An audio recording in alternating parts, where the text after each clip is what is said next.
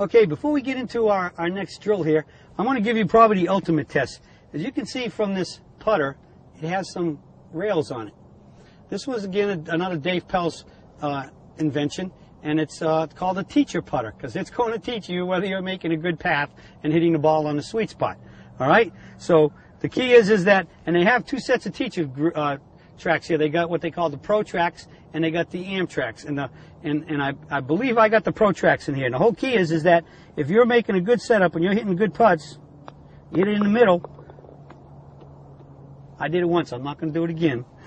But if you come offline, as long as I got the tracks here, I can hopefully make the putt. But this thing's awesome. And they said at one time Kite used to putt with this thing incessantly. He just worked it because if you know you're hitting the sweet spot because it's between the rails, and if you keep hitting it consistently between the rails, you know your path is coming back and definitely spurring up at impact.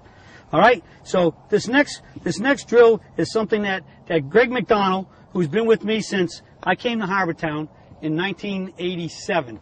Greg was the head professional at Harbortown at that time, so Greg and I have now been together for going on 23 years. No wonder he's looking old.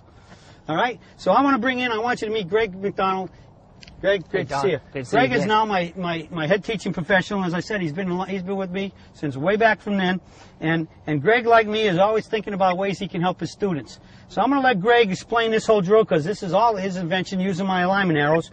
And as you can see on the close-ups in the arrows, that we have 3 holes cut in them.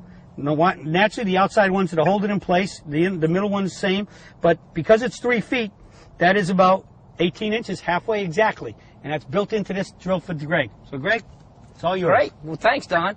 I teach a lot of the golf schools in Hilton Head, South Carolina, and I do work with a lot of beginners and high handicap golfers. So this drill was used down in Hilton Head to help us with the higher handicap golfers get a feel for the path of the putter, which is so important in the game. So what we do is we take 5 balls. I'm just going to use 2 as an example. But we take the line. I teach a lot of higher handicap golfers and beginners. The golf is a game of lines. So in putting, it's very important that you take the line on the ball, which in most cases, most balls have lines on them now. A lot of our range balls now have lines on them, and they have thicker lines. So what you'll be able to do is take the line and line it up at your intended target, which is going to be the back of the cup. We always like to get golfers to hit to the back of the cup, or if you're looking at the cup, think of it as a clock. And I like to say tick-tock, aim for 12 o'clock, because gravity is such a great thing that with the ball traveling at a good rate of speed will fall into the hole, where a putt that comes up just 1 inch short is just an extra stroke. So we go through our checklist, which Don has worked on, with our feet, knees, hips, and shoulders all lined up square, with our eyes just to the inside.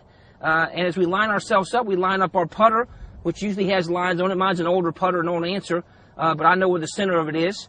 And then what I'm going to do is I'm just going to work on my pendulum motion, which is a 60-40 drill as far as your momentum goes. So we're going to make putts just back and forth, aiming for the back of the cup. So we're going to make 10 of those putts. And then after 10 putts, we go back to 3 feet, which is the end of the sticks. We take our lines, we line them up again, we go through our technique, we take our time. This is not a speed drill. This is something that you want to take your time on to make sure that you're doing it correctly every time. So we go into our motions again, our feet, shoulder width, our eyes just to the inside. We create a good balance with our body, back, and through. We do that 10 times. Usually we have 5 balls here, and people ask me, why do you use 5 balls? Well, on a normal putting green, that's about how many balls will fit in the cup before it starts falling out. So that's a simple way of looking at it that way. So you make 10 of those putts and keep track. Now it's just by simply rotating the sticks back 1 degree. Now we're going to go to 4.5 feet. So as we talked about in putting, at 3 feet, 93%.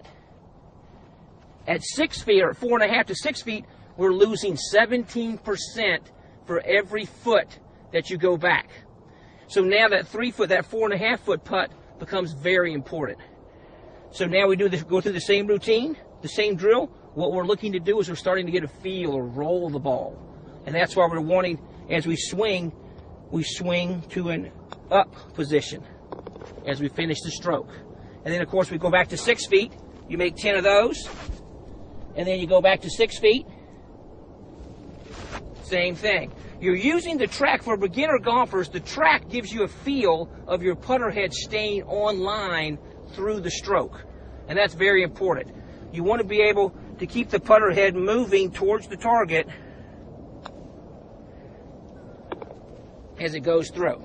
So that's a simple drill. We call it a railroad track drill.